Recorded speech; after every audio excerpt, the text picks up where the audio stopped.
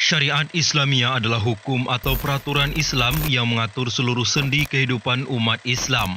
Selain berisi hukum, aturan dan panduan peri kehidupan, syariat Islam juga berisi kunci penyelesaian seluruh masalah kehidupan manusia, baik di dunia maupun di akhirat.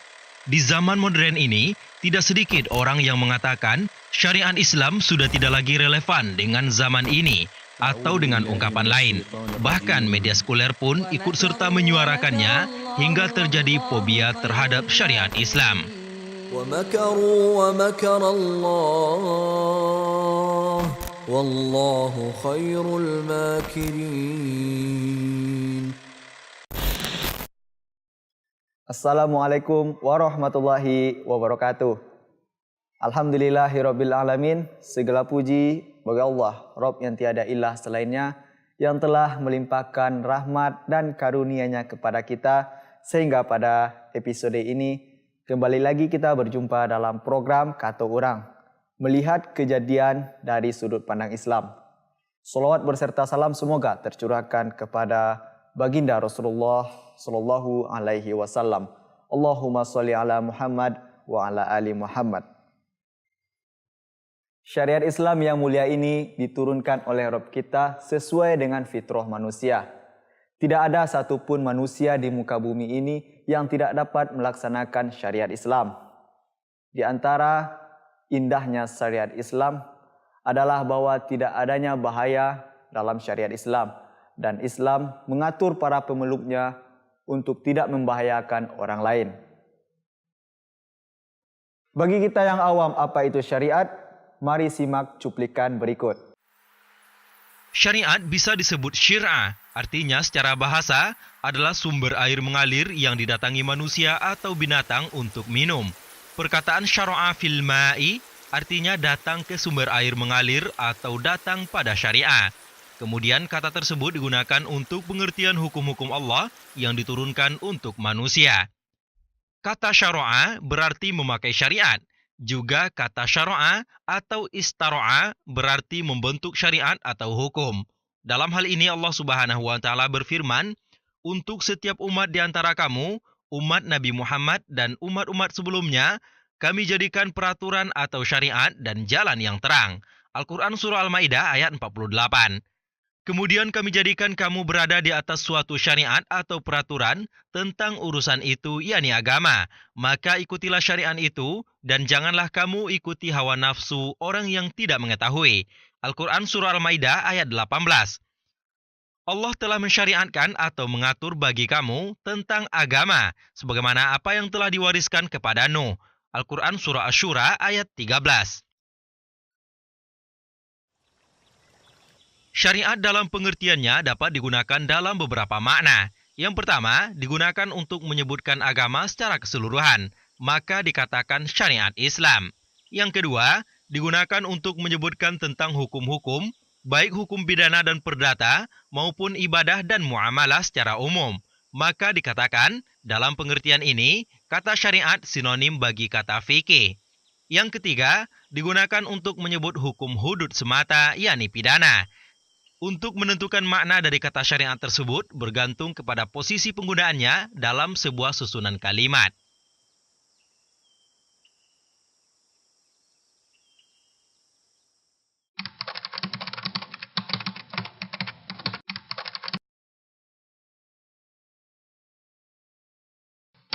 Syariat Islam itu menurut Pak,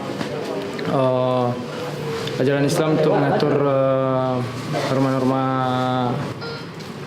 Islam lah itu. Hukum Islam menurut saya pada saat sekarang ini cukup bagus lah.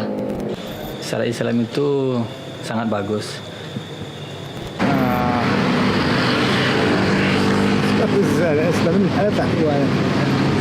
Kalau menurut saya pribadi, hukum syariat Islam itu baik dan kayaknya cukup lah untuk menjaga kedamaian gitu. Kalau menurut aku. Ajaran Islam. Syariat Islam itu kalau berdasarkan hukum-hukumnya kan menjelaskan mengajarkan membawa umat Islam untuk mengetahui apa-apa saja aturan-aturan dalam Islam, dan sampai di mana batasan yang dilarang di Islam.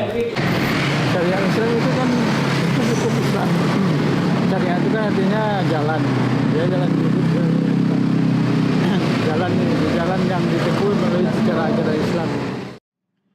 Kata orang, syariat Islam sudah tidak relevan lagi pada zaman sekarang.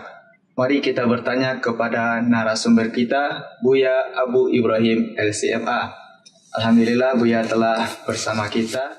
Assalamualaikum Buya. Waalaikumsalam. Gimana kabarnya Buya? Alhamdulillah. Alhamdulillah baik Buya. Bagaimana keutamaan menjalankan syariat ini dalam ajaran Islam Buya? Ya, Masya Allah. Bismillahirrahmanirrahim. Alhamdulillahirabbil alamin. Assalatu wassalamu ala asyrafil anbiya'il mursalin wa ala alihi washabbihi rasulillah ajmain. Jadi kalau kita perhatikan bahwasanya syariat agama Islam ini adalah merupakan agama yang sempurna. Agama yang sangat sempurna.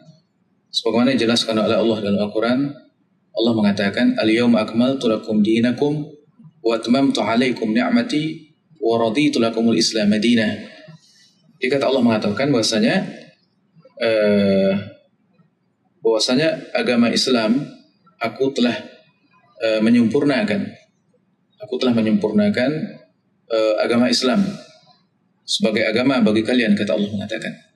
Jadi ketika haji wada, ketika itu Allah menurunkan Al-Quran, menurunkan ayat ini kepada Rasulullah, dan Allah menjelaskan di dalam ayat tersebut bahwasanya agama ini adalah telah sempurna. Jadi agama Islam adalah sebagai agama yang menghapus agama-agama sebelumnya. Semua agama-agama yang ada sebelumnya dihapus oleh Islam. Maka ini menunjukkan bahwasanya agama Islam ini adalah agama yang sudah sempurna. Semua hukum-hukum yang dibutuhkan oleh manusia, semuanya itu ada di dalam Islam. Jadi tidak ada lagi hukum-hukum yang tidak ada di dalam Islam. Syariat yang tidak ada di dalam Islam, semuanya sudah ada tercantum di dalam Islam. Maka oleh karena itu, kalau kita perhatikan secara kesempurnaan universalnya syariat Islam, itu adalah agama, syariat, aturan, undang-undang, peraturan-peraturan yang berisi tentang aturan-aturan yang sangat sempurna sekali.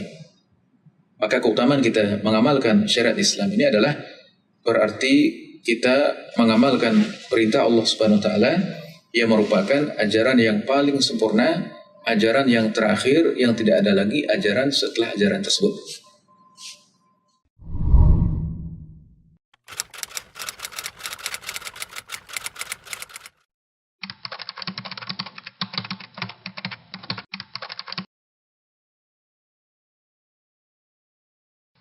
Mungkin kalau untuk ini syariat Islam kayaknya payah ditegakkan karena perkembangan teknologi gini kan yang telah maju, dan syariat Islam itu banyaknya masih yang tidak dimengertikan oleh masyarakat tahun gini.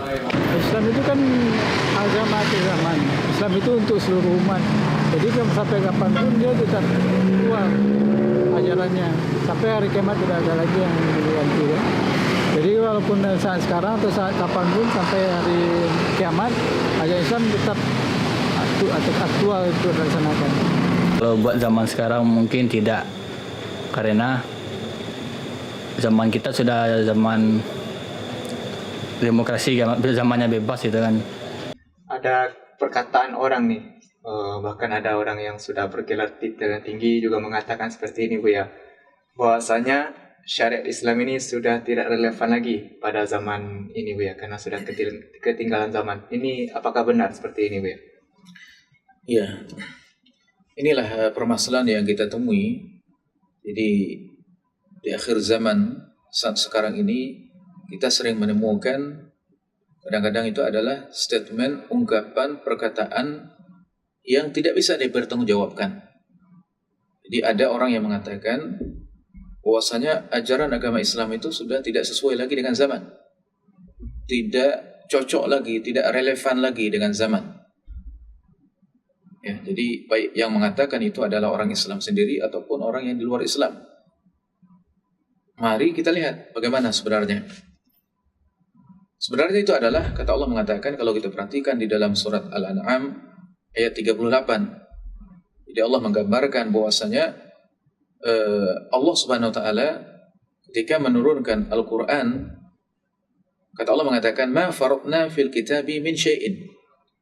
Kami tidak menyisakan atau melalaikan atau tidak memasukkan sedikit pun atau apapun persoalan, baik persoalan agama ataupun persoalan dunia, yang luput daripada Al-Quran.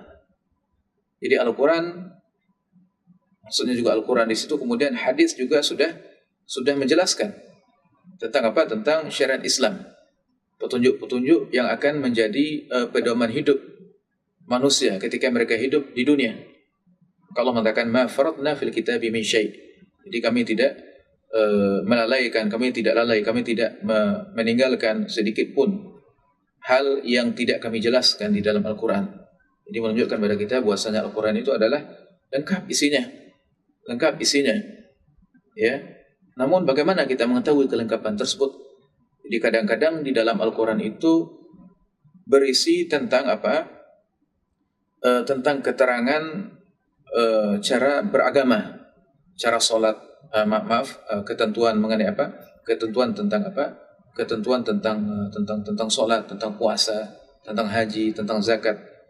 Nah, kemudian tentang penjelasannya juga Allah menurunkan Nabi. Maka Allah mengatakan wa ma atakumur rasul fakhudhuh wa ma nahakum anhu fantahu. Jadi setelah Allah menjelaskan di dalam Al-Quran, jadi bagaimana penjelasan tentang Al-Quran, kemudian Allah menjelaskan penjelasan secara rincinya itu adalah lewat Nabi Muhammad, lewat Rasulullah. Maka Rasul menjelaskan tentang apa? Tentang apa-apa yang ada di dalam Al-Quran, di dalam hadis-hadis dijelaskan oleh Rasulullah. SAW.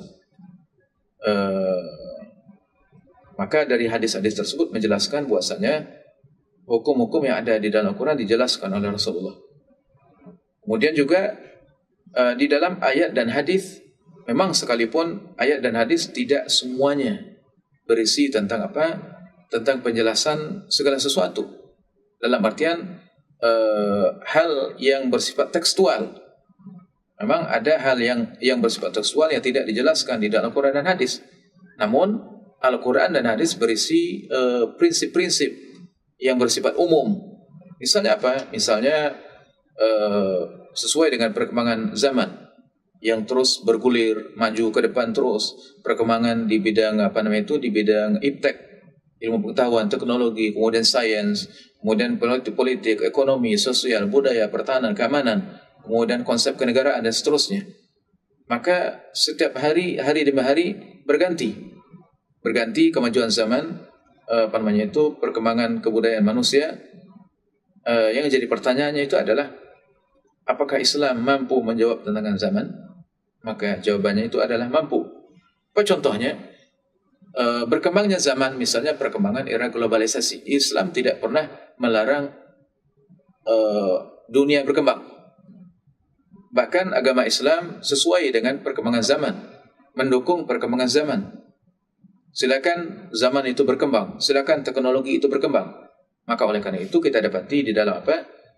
Di dalam ketentuan para ulama kita, para ulama ahli fikih dan ahli usul fikih, ada yang dikenal dengan istilah sesuatu hukum sesuatu yang baru. Di persoalan-persoalan yang baru yang akan bermunculan nanti, di kalangan para ulama dikenal dengan istilah mustajaddat. Jadi mustajaddat ini adalah hal-hal yang baru yang tidak ada sebelumnya. Di zaman Rasulullah tidak ada, di zaman tabi'in tidak ada. Namun dia berkembang seiring dengan perkembangan zaman. Misalnya apa? Misalnya ada perkembangan di bidang internet.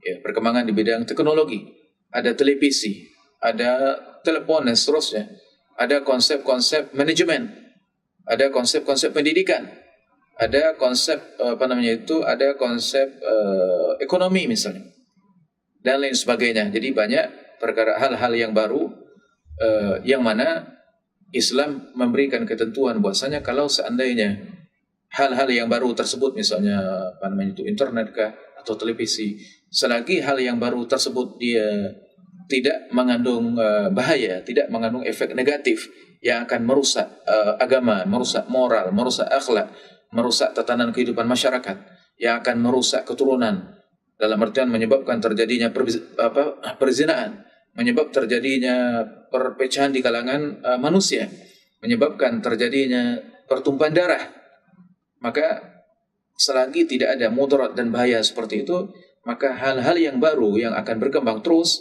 maka tidak dihalangi oleh Islam. Islam tidak pernah menghalangi perkembangan zaman dan perkembangan hal-hal yang baru.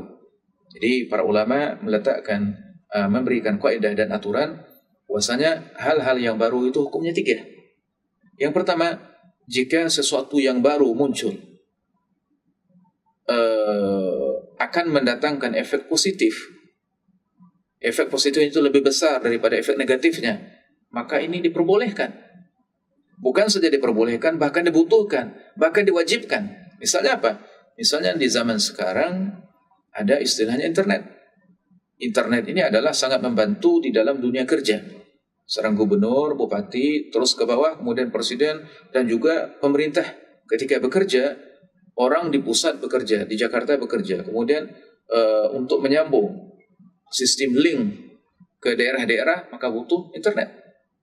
Maka internet ini adalah bermanfaat ketika dimanfaatkan untuk hal-hal yang positif, yang bermanfaat untuk apa? Untuk dunia. Namun akan tetapi jika internet ini dipakai untuk hal yang negatif, yang bisa merusak moral, yang bisa menghancurkan generasi muda, yang tontonan-tontonan yang tidak bagus dan seterusnya, dipakai untuk kemaksiatan dan seterusnya, maka dalam kondisi seperti ini hukumnya diharamkan. Jadi hal-hal yang baru itu hukum asalnya itu boleh, kalau bermanfaat maka dia diperbolehkan, jika mengandung mudarat di dalamnya maka dia diharamkan. Misalnya yang mengandung mudarat, misalnya kalau kita perhatikan zaman sekarang, misalnya ada ekstasi. Ekstasi sesuatu yang baru. Kemudian minuman-minuman yang yang macam-macam minuman zaman sekarang mengandung mudarat. Kemudian merusak kesehatan, maka itu hal yang baru seperti itu, kemajuan seperti itu, kemajuan yang merusak, maka hukumnya diharamkan. Nah, kemudian yang ketiga, kalau seandainya ada hal-hal yang baru, perkembangan zaman yang baru, teknologi yang baru, dan apa saja yang baru daripada produk dunia yang baru, jika sama-sama ada efek positifnya, ada efek negatifnya, maka ini dilihat tergantung daripada para ulama mengatakan bahwasanya ini diperbolehkan. Kenapa? Karena maslahat dan mudaratnya itu sama, sedangkan dia itu adalah misalnya dibutuhkan. Ya, dia dibutuhkan misalnya. Maka dalam kondisi seperti itu ya tergantung pada kondisi. Kalau dia dibutuhkan maka dia diperbolehkan, akan tetapi jika dikhawatirkan akan menyebabkan kerusakan, efek negatif, maka dia dilarang. Jadi kesimpulannya itu adalah segala kemajuan zaman, perkara hal-hal yang baru muncul tidak dilarang secara mutlak oleh Islam, akan tetapi dilihat dari sisi tinjauan maslahat dan mudaratnya, efek positif dan efek negatifnya, nilai gunanya atau efek sampingnya. Nah, ini mungkin terkait dengan masalah kecocokan Islam dengan zaman. Kemudian juga kita perhatikan di dalam Al-Quran, misalnya di dalam surat Al-A'raf ayat 158, kata Allah mengatakan, "Qul ya ayuhan nas, inni Rasulullah ilaikum jami'an." Jadi Allah mengatakan, wahai Muhammad, katakanlah kepada semua manusia, "Inni Rasulullah ilaikum jami'an." Aku adalah utusan Allah yang diutus oleh Allah untuk kalian semua, wahai manusia. Maka ayat ini menjelaskan kepada kita bahwasanya Rasulullah itu adalah diutuskan untuk semua manusia.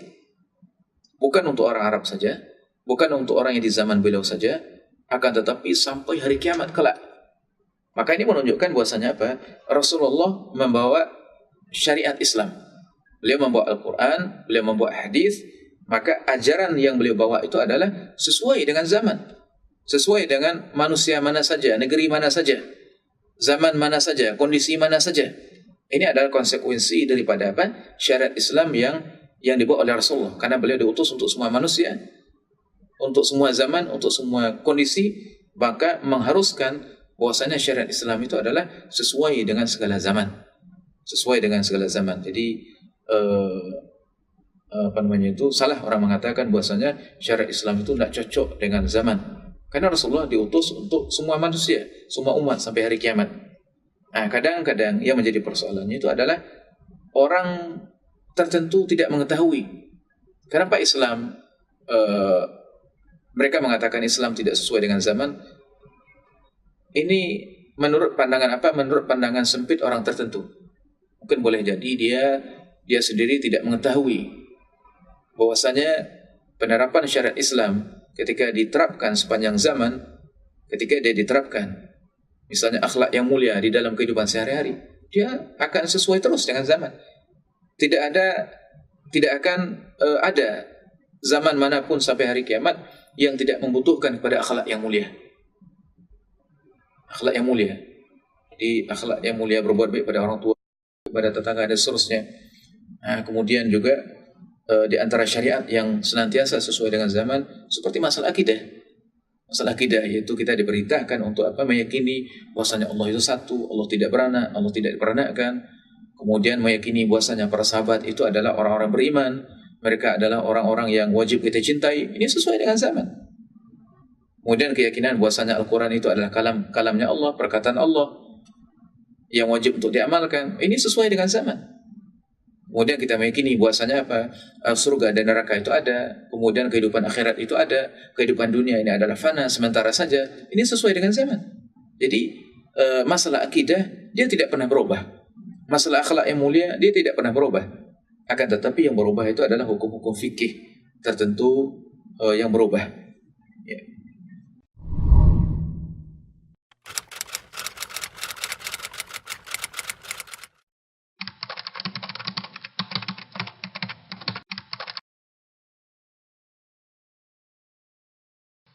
Menurut saya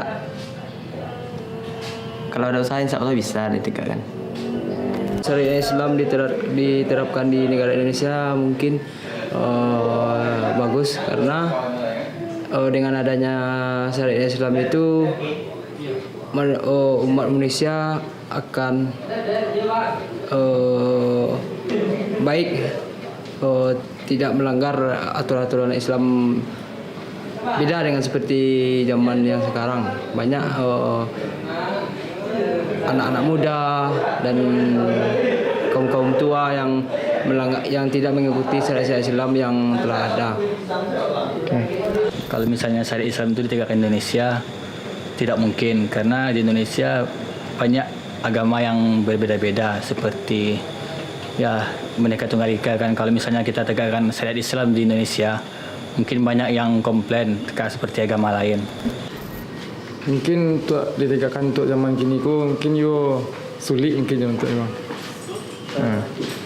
Betul sulit. Kan perkembangan zaman kini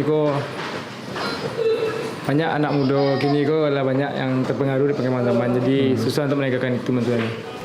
Ya, saya minta supaya diterapkan dari sekarang lebih baik lah gitu untuk masa depan kita dan anak-anak gitu. Kalau menurut saya, kalau pribadi gini syariat Islam tuh apalagi di Indonesia, khusus Indonesia mungkin sulit menegakkannya. Soalnya di Indonesia kini perkembangan banyak satu lagi kita ada toleransi beragama kan. Kita mempunyai agama bukan hanya Islam. Jadi mungkin akan sulit ditegakkan di Indonesia. Ini ada juga orang yang berkata nih Bu ya, bahwasanya hukum Islam itu keras gitu kan. Karena ada contohnya orang yang mencuri potong tangan. Jadi membuat sebagian orang fobia dengan syariat ini Bu ya. Bagaimana dengan fenomena seperti ini Bu ya? Ya, jadi ada orang mengatakan bahwasanya ajaran Islam itu adalah keras. Ya, artinya ada beberapa ajaran Islam yang keras. Ya, kalau kita perhatikan memang ada beberapa ajaran agama Islam yang tegas, bukan keras. Beda antara keras dengan tegas. Ya, kita perhatikan misalnya di antara ajaran agama Islam itu jangan lihat dari sisi yang tegas dulu lah. Kita lihat misalnya bagaimana Allah memerintahkan seorang anak untuk tunduk kepada orang tuanya, patuh kepada orang tuanya di dalam hal-hal yang tidak melanggar syariat. Misalnya apa? Allah memerintahkan seorang anak berbakti pada orang tuanya. Allah memerintahkan seseorang untuk berbuat baik pada tetangganya, berbuat baik kepada saudaranya orang Islam yang lain. Tidak boleh saling menyakiti, kemudian berprasangka buruk, kemudian saling memakan harta dengan cara yang tidak dibenarkan. Apalagi membunuh saudara kita, tidak diperbolehkan. Kemudian kita diperintahkan untuk taat pada pemerintah, tidak boleh merevolusi pemerintah, mensubversi pemerintah, menjatuhkan pemerintah jika pemerintah itu adalah pemerintah yang sah. Tidak boleh membuat keributan di tengah masyarakat. Sungguh sangat luar biasa kalau kita perhatikan, banyak sekali ajaran-ajaran agama Islam yang lembut. Maka Allah mengatakan di dalam Al-Quran, "Wa ma arsalnaka illa rahmatan lil alamin." Ya Muhammad, kami tidak mengutus engkau kecuali sebagai rahmat bagi alam semesta. Ya, agama Islam ini adalah rahmat. Rahmat bagi siapa? Bagi manusia, bagi semua manusia. Rahmat untuk apa? Untuk hewan sekalipun juga. Tidakkah kita tahu bahwasanya dalam sebuah hadis yang sahih, Rasulullah menyebutkan di zaman Bani Israel dulu, ada seorang wanita yang pezina, kemudian dia memberikan minum kepada seekor anjing yang kehausan. Kemudian Allah ampuni dosanya karena dia memberikan minum kepada anjing tersebut. Kemudian dia dimasukkan ke dalam surga. Kemana lembutnya Islam? Sungguh sangat luar biasa. Sungguh sangat luar biasa. Kemudian juga di antara kelembutan Islam, di antaranya itu adalah dilarang di dalam Islam itu adalah kita berprasangka buruk kepada orang-orang Islam. Ya, berprasangka buruk kepada orang Islam. Kata Allah mengatakan dalam surah Al-Hujurat, ya ayyuhalladzina amanu jtanibu katsiran minadh-dhann. Wahai orang-orang beriman, hendaklah kalian menjauhi persangkaan buruk. Jadi dzan, persangkaan buruk, kita dianjurkan, diperintahkan untuk menjauhkannya, tidak berprasangka buruk pada saudara kita. Kita lihat bagaimana lembutnya Islam, indahnya Islam. Jadi tidak benar dikatakan bahwasanya ajaran Islam itu adalah ajaran yang keras. Baik, tapi mereka beralasan. Ada sebagian orang yang melihat, ketika mereka melihat kepada ada beberapa aturan syariat yang menurut mereka keras, mereka tidak setuju dengan syariat tersebut. Maka kita katakan bahwasanya syariat Islam itu tidak keras. Bagaimana mungkin Allah yang Maha Lembut, Ar-Raufur Rahim, Allah yang Maha Rauf, Maha Rahim, Maha Lembut dan Maha Penyayang, tidak mungkin Allah mensyariatkan syariat yang kasar, yang keras, tidak. Tapi Allah mensyariatkan syariat yang tegas. Bagaimana bentuk ketegasannya? Maka sebagaimana yang kita perhatikan, misalnya saya bacakan itu di dalam Al-Quran, yaitu di dalam surat Al-Baqarah ayat 178 sampai 179. Jadi kata Allah mengatakan misalnya hukuman bagi orang yang apa? Orang yang membunuh. Ya, orang yang membunuh. Jadi kalau kita perhatikan masalah membunuh manusia, membunuh orang Islam yang lainnya, maka agar masyarakat tidak saling bunuh, ya, ini tidak membunuh mudah begitu saja. Jadi Islam bukan agama teroris. Islam bukan agama yang mengancam orang, membunuh orang seenaknya begitu saja. Tiba-tiba anak orang dibunuh, tiba-tiba suami orang dibunuh, tiba-tiba keluarga orang dibunuh, tiba-tiba seorang pejabat dibunuh. Tidak seperti itu. Jadi untuk menghindari hal seperti ini butuh ketegasan. Seandainya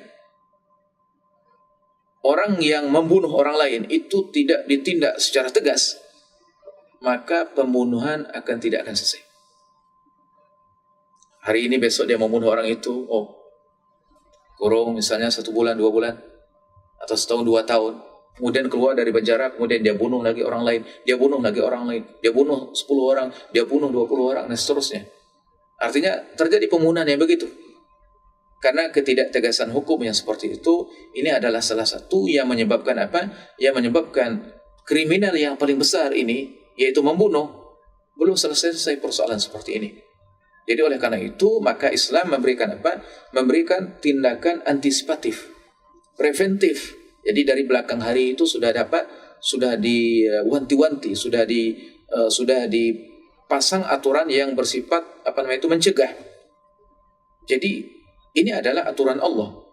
Jadi kita bayangkan bagaimana misalnya seandainya ada orang membunuh, ya, orang yang membunuh maka dia pun dibunuh.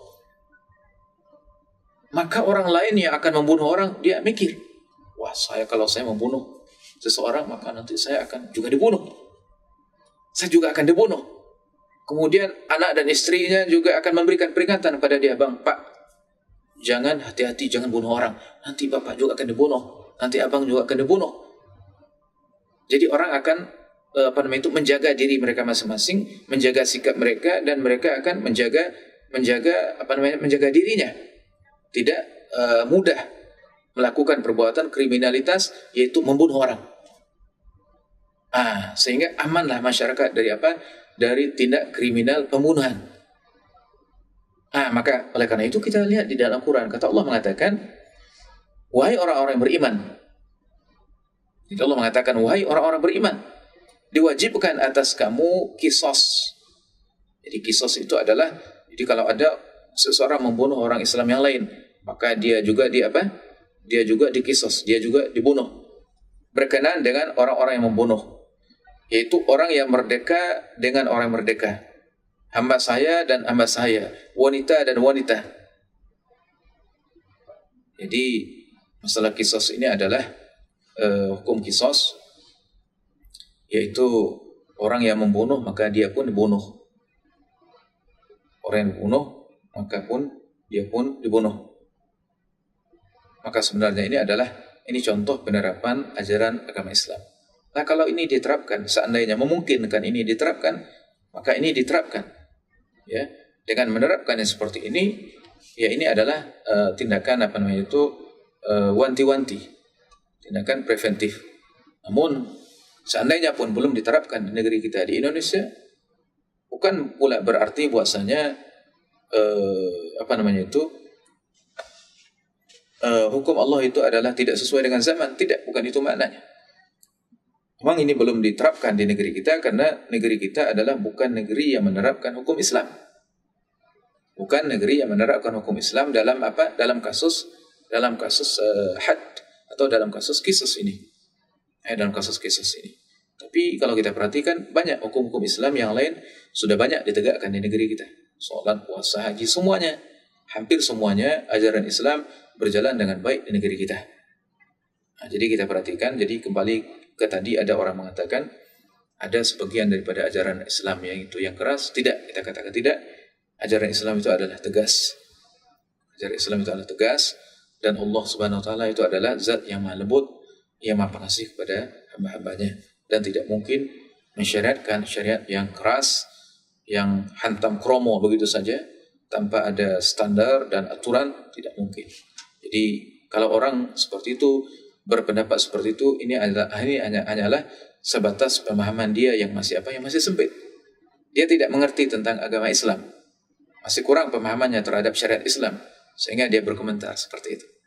Tapi orang yang benar-benar mengerti maksud daripada syariat Islam, syariat yang lembut, syariat yang bertujuan untuk menjaga harga diri manusia, menjaga harta manusia, menjaga nyawa manusia, menjaga jiwa manusia, dan menjaga agama manusia. Jadi syariat Islam ini adalah tujuannya itu sangat agung sekali. Sangat agung sekali. Jadi orang yang memahami itu dengan baik, maka dia tidak akan mungkin berpandangan negatif dan sempit terhadap agama Islam itu sendiri.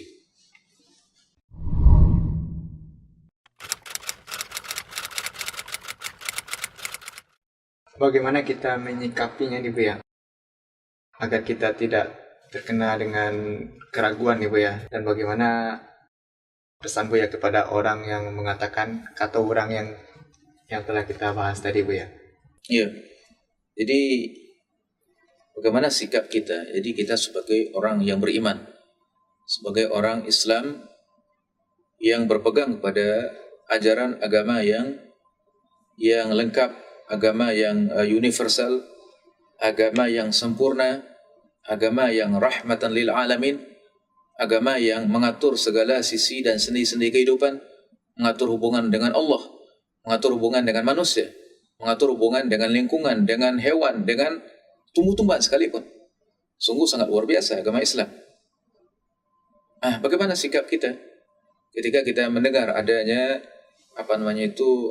orang-orang yang fobi terhadap agama Islam, orang-orang yang mencemarkan atau menyebarkan isu-isu, desas-desus yang negatif terhadap ajaran agama Islam. Yang pertama adalah kita katakan bahwasanya sikap kita itu adalah kita wajib kita beriman kepada kepada kesempurnaan Al-Quran. Maksudnya sebagaimana yang Allah katakan, Al-yawma akmaltu lakum dinakum. Hari ini aku telah sempurnakan agama kalian. Jadi agama Islam sudah sempurna. Agama Islam berisi aturan-aturan kehidupan manusia. Tentang agamanya dan juga tentang kehidupan dunianya. Kemudian Allah sudah ridha, wa radaitu lakumul Islam madinah, dan aku ridha. Jadi agama Islam diridhai oleh Allah Subhanahu wa taala. Jadi maka kita wajib yakin bahwasanya Islam itu agama yang sempurna. Al-Quran dan hadis sudah mengatur kehidupan kita, dan juga di dalam Al-Quran dan hadis terdapat prinsip-prinsip umum yang mengatur apa-apa yang belum diatur namun sudah diberikan aturan prinsip kemaslahatan misalnya. Jadi prinsip kemaslahatan yang dikenal dengan maslah mursalah. Jadi maslah mursalah menurut para ulama dalam usul fikih itu adalah ada hal-hal yang baru yang mana tidak ada dalil yang khusus secara tekstual yang mengatakan boleh, dan juga tidak ada dalil yang melarang yang mengatakan tidak boleh. Jadi larangannya tidak ada, perintahnya pun tidak ada. Maka dalam kondisi seperti itu dilihat hal tersebut bermanfaat apa tidak. Kalau ada manfaatnya maka dia diperbolehkan, kalau tidak ada manfaatnya maka dia dilarang. Ini namanya konsep umum. Ini namanya itu adalah konsep maslah mursalah. Kalau ada maslahatnya, maka lakukan. Kalau tidak ada maslahatnya, jangan lakukan. Maka begitu seterusnya. Ilmu manajemen, ilmu ekonomi, ilmu apa saja. Artinya ilmu yang baru, teknologi yang baru. Apa saja yang itu ada maslahatnya, maka diperbolehkan. Jadi berpegang pada prinsip Al-Quran dan hadis yang yang mengajarkan konsep maslahat. Mengajarkan konsep maslahat. Ya, jadi itu dia. Kemudian nasihat kita kepada orang yang yang mencetuskan, yang mengungkapkan bahwasanya Islam itu tidak sesuai dengan zaman, maka hendaklah kita melihat, hendaklah orang tersebut dia mengetahui kembali, melihat kembali bahwasanya ayat-ayat dan hadis-hadis yang menjelaskan, seperti firman Allah mengatakan, kuntum khaira ummatin ukhrijat linnas. Jadi Allah mengatakan kalian adalah sebaik-baik manusia, sebaik-baik umat, sebaik-baik generasi yang dikeluarkan, yang dilahirkan oleh Allah, yang diutus oleh Allah untuk apa? Untuk manusia. Jadi para sahabat Nabi ketika itu, para sahabat Nabi dan orang yang sejalan dengan mereka, kaum muslimin, orang Islam adalah sebaik-baik umat. Sebaik-baik umat yang dijadikan untuk apa? Untuk manusia. Memberikan petunjuk untuk manusia, memberikan bimbingan kepada manusia, memberikan arahan, aturan untuk manusia. Maka keharusan daripada sebaik-baik umat itu adalah umat yang apa? Umat yang diteladani, umat yang dicontoh, umat yang membawa membawa petunjuk yang lengkap. Maka oleh karena itu umat Islam atau umat Islam yang berpegang pada Al-Quran Sunnah, mereka adalah orang-orang yang telah dibekali oleh Allah Subhanahu wa taala dengan apa? Dengan ayat-ayat dan hadis-hadis. Maka Allah memuji orang-orang beriman dengan pujian mereka adalah sebaik umat. Maka menunjukkan mereka adalah orang-orang yang akan memberikan hidayah kepada manusia sampai hari kiamat. Ya, kemudian yang berikutnya itu adalah nasihat berikutnya agar kita tidak terganggu dengan kerancuan pemikiran seperti itu, ya kita harus kembali kepada Al-Quran, kembali kepada hadis, dan juga kembali untuk mempelajari kembali agama kita, agama Islam. Dan mari kita lihat banyak sekali di bantahan-bantahan dan argumentasi dalam Al-Quran yang menyebutkan, Allah mengatakan, wa nazzalna 'alaikal kitab tibyanan likulli syai'in wa hudaw wa rahmatan wa busyra lil muslimin. Mengatakan, dan kami sudah menurunkan kepada engkau wahai Muhammad, yaitu Al-Quran, kitab Fungsinya itu adalah tibyanan, sebagai penjelas. Likulli syai', penjelas segala sesuatu. Jadi segala sesuatu sudah dijelaskan oleh Allah di dalam Al-Quran, baik secara rinci ataupun secara global. Baik secara prinsip, jadi secara prinsip, secara standar, sebagaimana kita sebutkan tadi, seperti masalah maslahat. Jadi setiap yang ada maslahatnya maka diperbolehkan. Ini juga termasuk bagian daripada penjelasan Al-Quran yang sifatnya itu adalah memberikan aturan secara umum. Kemudian wahudau, dan juga rahmat, ya petunjuk dan rahmat bagi apa? Bagi semua manusia. Jadi Al-Quran ini sebagai petunjuk, sebagai rahmat. Artinya petunjuk dan rahmat, artinya itu adalah cara hidup. Ya, cara hidup untuk manusia. Berarti menunjukkan apa? Menunjukkan Al-Quran ini adalah wajib untuk dipegang. Wajib untuk dipegang. Tidak boleh kita berprasangka buruk kepada Al-Quran dan kepada Allah, dan meyakini bahwasanya Al-Quran itu adalah kurang sempurna lah. Maka ini adalah sungguh berprasangka buruk kepada Al-Quran, berprasangka buruk kepada Allah dan Rasulnya, dan ini bisa menyebabkan orang tersebut keluar daripada Islam. Jadi kalau memang orang itu orang Islam yang sejati, yang sebenarnya, maka dia akan yakin raditu billahi rabbah wa bil islami dina wa bi Muhammadin nabiyya wa rasulah. Jadi wajib dia beriman kepada Allah, beriman kepada Al-Quran, beriman kepada hadis-hadis yang menjelaskan tentang tentang aturan-aturan yang ada di dalam Islam, tentang kelengkapan aturan Islam. Bukan dia mengatakan Islam itu tidak sesuai dengan zaman. Kalau Islam itu tidak sesuai dengan zaman, berarti ada ajaran yang lebih sesuai. Ada ajaran yang lebih sempurna daripada Al-Quran. Ada ajaran yang lebih sempurna daripada ajaran Allah dan Rasulnya. Maka barang siapa yang meyakini seperti itu, bisa menyebabkan orang itu keluar daripada Islam. Ya, kita tahu bahwasanya tidak ada lagi agama setelah agama Islam. Sedangkan dia mengatakan Islam ini sudah tidak sesuai, berarti butuh kepada agama baru. Sedangkan agama baru tidak ada. Yang ada hanyalah aturan manusia. Berarti mengharuskan aturan manusia lebih baik daripada Al-Quran dan hadis. Ini mustahil. Maka ini mustahil. Jadi ini adalah anggapan yang keliru. Anggapan yang keliru yang mengatakan ajaran Islam tidak sesuai dengan zaman, tidak relevan dengan zaman. Maka ajaran Islam kita katakan sesuai dengan zaman, sesuai dengan orang siapa saja, dan dalam kondisi yang bagaimana saja. Maka kita perhatikan banyak misalnya konsep dalam kondisi darurat. Kita haus dan lapar, maka kita boleh ketika itu memakan bangkai. Kita mau sholat, sedangkan kita tidak punya pakaian. Dalam kondisi telanjang, orang boleh sholat dalam kondisi apa adanya. Kemudian misalnya ada seorang pencuri, dia ingin mengambil harta kita. Dia ingin mengambil istri dan anak-anak kita. Dia ingin membunuh kita. Dalam kondisi seperti itu kita wajib membela diri. Padahal yang akan menyerang kita tersebut adalah orang Islam juga.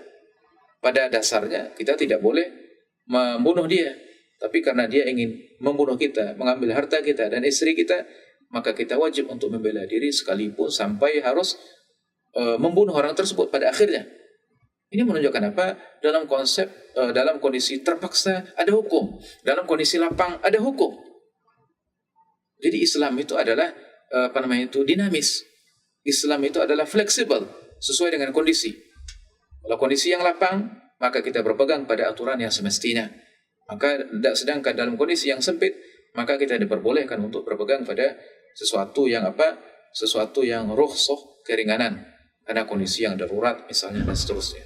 Jadi tidak ada alasan bahwasanya agama Islam tidak sesuai dengan zaman. Ini adalah statement yang sangat salah sekali, tidak benar, tidak pantas keluar dari mulut seorang yang mengaku seorang yang beriman. Bila hukum Al-Quran dilaksanakan dalam kehidupan manusia, niscaya kehidupan mereka akan mendapat keberkahan dan rahmat dari Allah. Karena Al-Quran adalah kitab yang membawa keberkahan dan rahmat untuk manusia. Dan Al-Quran itu adalah kitab yang kami turunkan yang diberkati. Maka ikutilah dia dan bertakwalah agar kamu diberi rahmat. Al-Quran Surah Al-An'am ayat 155. Keadilan Al-Quran tidak terbatas untuk orang-orang yang beriman dengan Al-Quran tersebut, akan tetapi mencakup seluruh manusia. Oleh sebab itu, tidak perlu ada kecemasan dari orang-orang non-Muslim terhadap hukum Al-Quran tersebut. Allah Subhanahu wa taala berfirman, "Wahai orang-orang beriman, hendaklah kamu jadi orang-orang yang selalu menegakkan kebenaran karena Allah, menjadi saksi dengan adil. Dan janganlah sekali-kali kebencianmu terhadap suatu kaum mendorong kamu untuk berlaku tidak adil. Berlaku adillah, karena adil itu lebih dekat kepada takwa.